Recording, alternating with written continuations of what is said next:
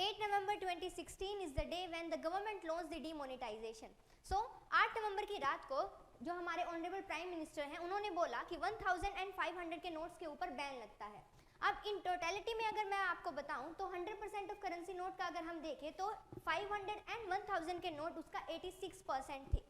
अब एक ही रात में जब नोट्स के ऊपर बैन लग गया तो अफरा तफरी मच गई और ये तक कहा जाता है कि इस बैन की वजह से द फोर्ब्स की एक रिपोर्ट के अकॉर्डिंग 100+ डेथ्स हुई थी and somewhere the economist said that 150 तक डेथ जो है डिमोनेटाइजेशन की ही वजह से हुई थी। अब उसमें कोई भी रीज़न हो सकता है, it was the heart attack या स्ट्रेस या एंग्जाइटी, उन सब की वजह से ये हुआ था।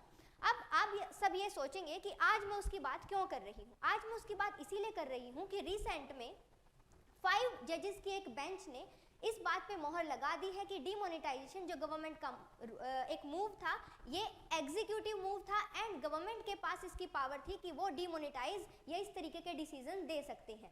अब हाल फिलहाल में हुआ क्या कि जो ऑपोजिशन था उन्होंने उस टाइम पे गवर्नमेंट के ऊपर एलिगेशंस लगाए और गवर्नमेंट को बोला कि उन्होंने ये अनकॉन्स्टिट्यूशनल वे से एक अपना अथॉरिटेटिव डिसीजन डाल दिया गया था।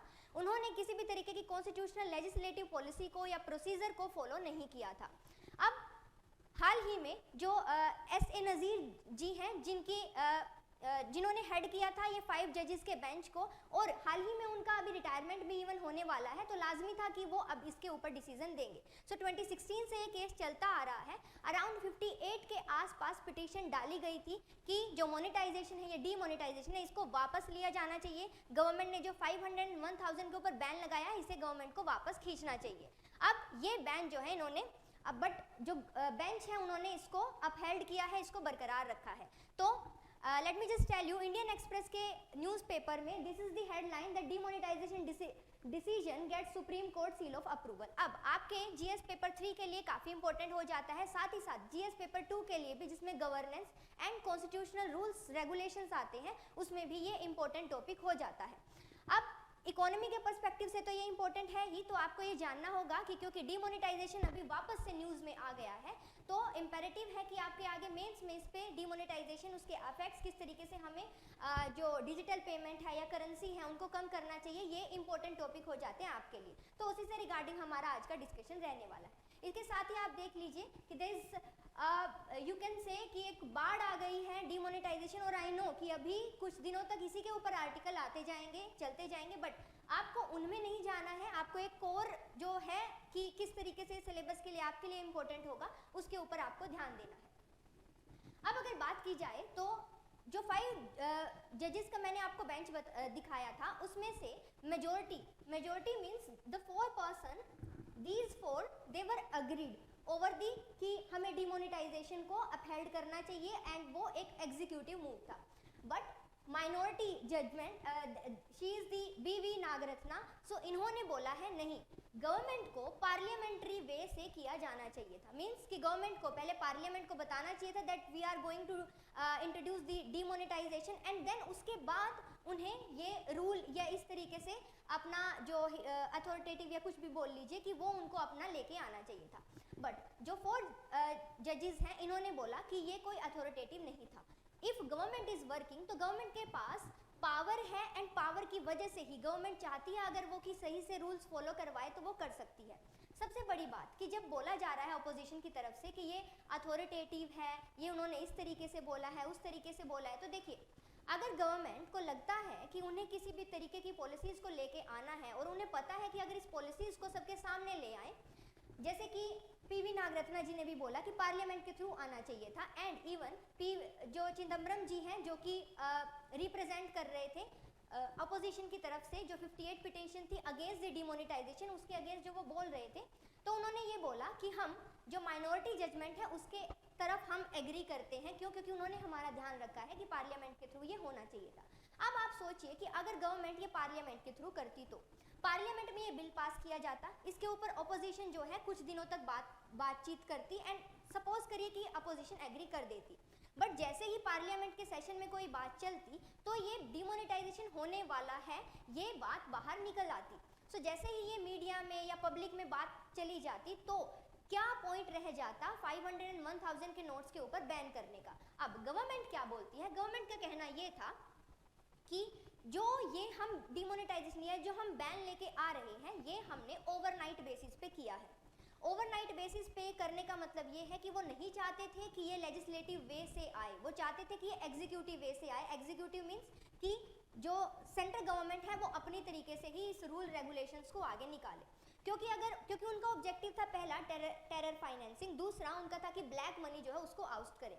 अब अगर सबको पता होता कि 500 and 1000 के नोट पे बैन लगने वाला है तो मुझे बताइए कि ऐसा कौन होता कि अपने पास 500 या 1000 का नोट रखते। अब गवर्नमेंट ने इसके साथ ही इनका कहना क्या था, इनका कहना ये था कि गवर्नमेंट ने जो अफरा तफरी मचाई है, जो इस तरीके से ये सब चल रहा था, तो गवर्नमेंट ने ये भी बहुत अनकॉन्स्टिट्यूशनल वे से किया है। बट गवर्नमेंट का कहना ये है कि उन्होंने जो बैन लगाया था 2016 में, उसमें नोट एक्सचेंज करवाने के लिए पब्लिक को टाइम दिया था एंड 52 डेज का टाइम पब्लिक को दिया गया था। तो ये टाइम सफिशिएंट था कि जिसमें अगर किसी के पास वाइट मनी है तो वो इजीली अपनी वाइट मनी को कन्वर्ट करवा सकता है। इसी वाइट मनी को कन्वर्जन का जो गवर्नमेंट ने बोला है, उसी की वजह से 99.30% of the demonetized money that was back in the system. अब आप बोलोगे कि जब गवर्नमेंट का मूव था कि ब्लैक मनी को हमें आउस्ट करना है, तो क्या हमारी जो ब्लैक मनी है वो सिर्फ 10,720 करोड़ रुपीस की ही थी, क्योंकि उतने ही नोट वापस नहीं आए हैं। जैसे कि मैंने आपको पहले बताया, आउट ऑफ द 100% 86% नोट्स थे जो 500 and 1000 के थे, उसमें से भी 10,720 करोड़ के नोट नहीं आए हैं, 99.30% नोट्स वापस आ चुके हैं। तो जो अपोजिशन है उनका कहना ये था कि अभी हमें बताइए कि फिर आपका ब्लैक मनी का ये ऑब्जेक्टिव तो फुलफिल हुआ ही नहीं। उसमें बैंक जो हमारे S.A. नज़ीर जी की चेयरमैनशिप में जो बेंच बैठा था, बेंच ने ये बोला कि आप ये बोल रहे हो कि ब्लैक मनी वापस पिक्चर में नहीं आ पाया है, ब्लैक मनी जो उनको ऑब्जेक्टिव था आउस्ट करना है वो भी फुलफिल नहीं हो पाया है, पर जो एग्जीक्यूटिव मूव होता है उसका मतलब होता है कि उसके पीछे इंटेंशन क्या है। गवर्नमेंट का इंटेंशन था कि वो ब्लैक मनी को आउस्ट करे एंड डिजिटल पेमेंट को प्रमोट करे एंड साथ ही साथ टेरर फाइनेंसिंग को भी टैकल करे। अब वो मूव पॉजिटिव रहा है या नेगेटिव रहा है वो अदरवाइज हो जाता है, उसके रिजल्ट में हमें जाने या उसके कॉन्सिक्वेंस में हमें जाने की ज़रूरत है नहीं। मानना क्या है कि अब गवर्नमेंट एक एग्जीक्यूटिव बॉडी है एंड जैसे ही गवर्नमेंट एग्जीक्यूटिव बॉडी है, गवर्नमेंट लेजिस्लेटिव का भी पार्ट है एंड जुडिशरी एक अदर ऑर्गन हो जाता है। तो इसका मतलब ये है कि गवर्नमेंट एज ए एग्जीक्यूटिव भी अपनी पॉलिसीज को जो है आगे बढ़ा सकती है। अब इससे आपको ये लगेगा कि जो सुप्रीम कोर्ट है उन्होंने गवर्नमेंट की तरफ से स्टेटमेंट दी है, ऐसे ही गवर्नमेंट की तरफ से जो गवर्नमेंट को रिप्रेजेंट कर रहे थे उन्होंने बोला कि जब ये हमारा एग्जीक्यूटिव मूव था तो जुडिशरी को भी इसमें इंटरफेयर करने की ज़रूरत है ही नहीं। बट सुप्रीम कोर्ट के जज ने ये बोला है कि जो भी एग्जीक्यूटिव मूव होता है तो जुडिशरी एक इंडिपेंडेंट बॉडी है, तो जुडिशरी को कंप्लीट राइट है कि वो बता सकती है कि क्या यहाँ सही है क्या यहाँ गलत है। अब जो अपोजिशन है उनकी तरफ से जो 58 पिटीशन थी, इवन मैं अगर आपको बताऊं जो हमारे फॉर्मर RBI गवर्नर रह चुके हैं रघुराम राजन जी, उन्होंने भी डिमोनेटाइजेशन के अगेंस्ट में ही बोला था कि डिमोनेटाइजेशन इस तरीके से नहीं किया जाना चाहिए। बट गवर्नमेंट की तरफ से उन्होंने बोला कि RBI बेसिकली कर क्या रहा था। तो 8 नवंबर 2016 को ये फैसला आया था, उससे 6 महीने पहले गवर्नमेंट की RBI के साथ एक सीक्रेट मीटिंग हो गई थी इससे रिगार्डिंग कि क्या हमें करना चाहिए या नहीं करना चाहिए, बट कोई डिसीजन नहीं निकला था।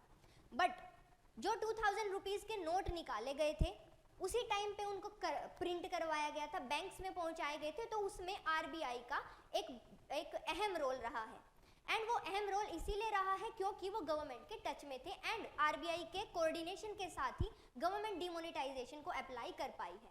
तो the thing that was saying कि RBI क्या कर रहे थे, तो in that particular case we can say कि RBI वहाँ पे अपना जो उनको फंक्शन है that RBI is the banker of the bank, so RBI अपना वो फंक्शन को जो है कंप्लीट कर रहे थे। अब आपको ये लगेगा कि जो डिमोनेटाइजेशन है ये तो कंप्लीटली ही फिर इसमें अगर 99.30% आ गया तो ये कंप्लीटली फेल रहा होगा। सो डिमोनेटाइजेशन ने जो एक मेजर चेंज लेके आया है वो है digital payment. So you can see by the numbers that 2015-16 से लेके 2019-20 तक कितना ज़्यादा इंक्रीमेंट हो चुका है डिजिटल पेमेंट में, डिजिटल ट्रांजैक्शंस में। तो ये कहा जाना कि डिमोनेटाइजेशन एक फेलियर रहा है। अब एकेडमिक पर्सपेक्टिव से ऐसा नहीं आप बोल सकते हो। क्यों? क्योंकि अगर एक ऑब्जेक्टिव फुलफिल ना हुआ हो तो हम उस पर्सपेक्टिव से उसको नीचे नहीं गिरा सकते हैं। सो अब बेसिकली आपके लिए इम्पोर्टेंट क्या हो जाता है कि आपके पास आपको पता हो कि डीमोनेटाइजेशन जो है वो एक इफेक्टिव मूव था या वो एक इफेक्टिव मूव नहीं था। सो इसी तरीके से आप अपने व्यूज़ को अपने आंसर्स में जो है यूज़ कर सकते हो। बट मैं आपसे जानना चाहूँगी कि आपको क्या लगता है कि अब अगर सपोज करिए आपसे स्टेटमेंट पूछा जाए कि आप डीमोनेटाइजेशन को एक सक्सेसफुल या फेलियर, वो तो हम बता ही नहीं सकते हैं, बट क्या डीमोनेटाइजेशन गवर्नमेंट ने अनकॉन्स्टिट्यूशनल वे से लिया था या नहीं लिया था, मैं जानना चाहती हूँ कि आपके व्यूज़ इसके ऊपर क्या होंगे। So thank you so much for today.